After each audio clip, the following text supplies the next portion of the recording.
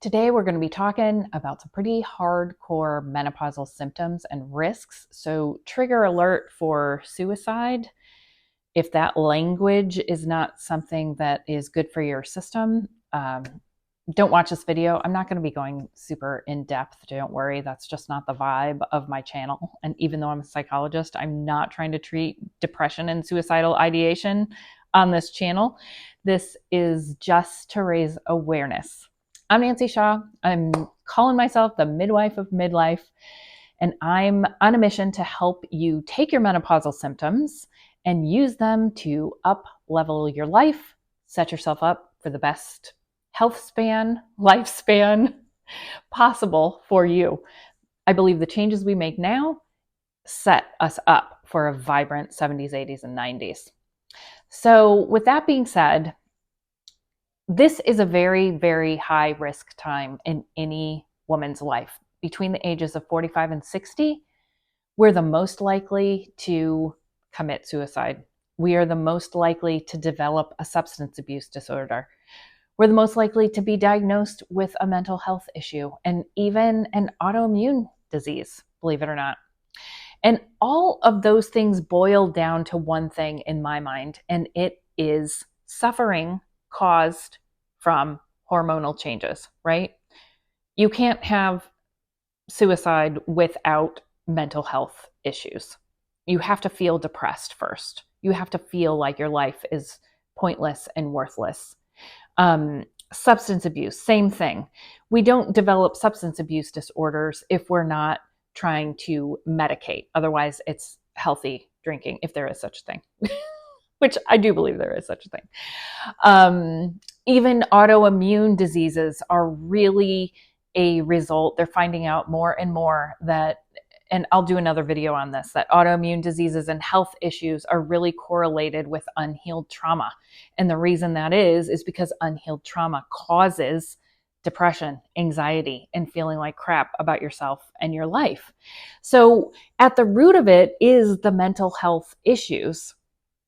And that is what puts us at a higher risk. These mental health issues are threefold.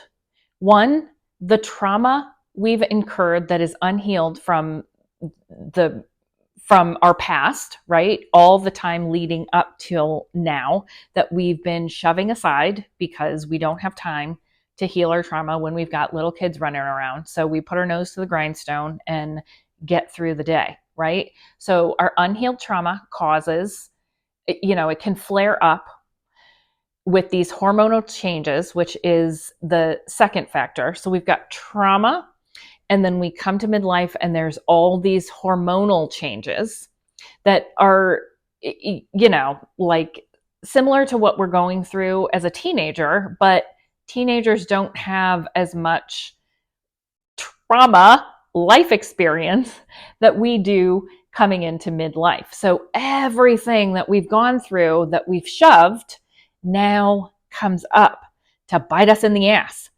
So did I say three things? What's the third thing? So we've got our past, our menopausal changes, and then where we're at in our lives, right?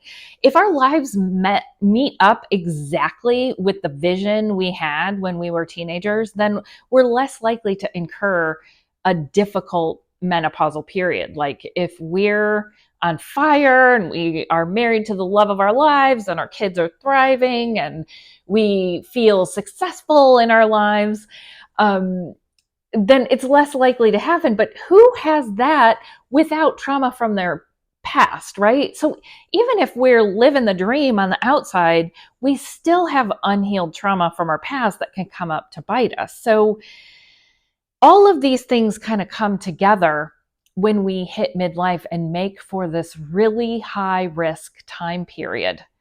So what do I suggest we do about it? And why am I even making this video?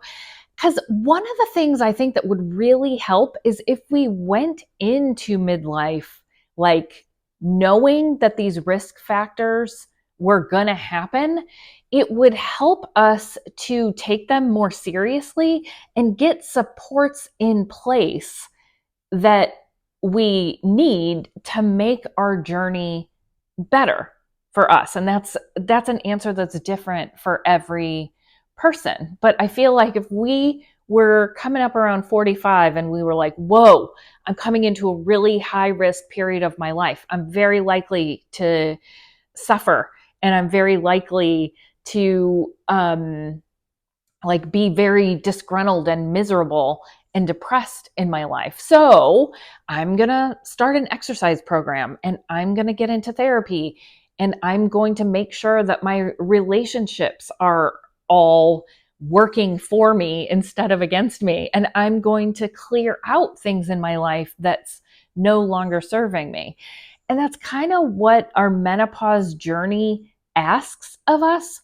But I feel like if we had the awareness going into it, we would take our suffering more seriously and put supports in place that were going to help us ease through that transition. So I hope this raises awareness for you. In the comments, put where you're at in your menopausal journey. Are you pre-perimenopause? Are you in perimenopause, which lasts for like 15 years? Have you just passed menopause, which is a moment in time that can't be diagnosed until a year after, right? Menopause is the last day of our last period, and we don't know until a year later. Or are you post-menopause? And how are you feeling on your path? Please like and subscribe this video if you resonate with this content. And I also have a free gift for you that you can sign up for. I'll put a link to it in the comments. It's a guide for decoding your menopause symptoms. So how to look at your menopause symptoms differently so that they can be a source of guidance rather than a source of frustration and torture. Look forward to seeing you in the next video. Mwah! Sending love.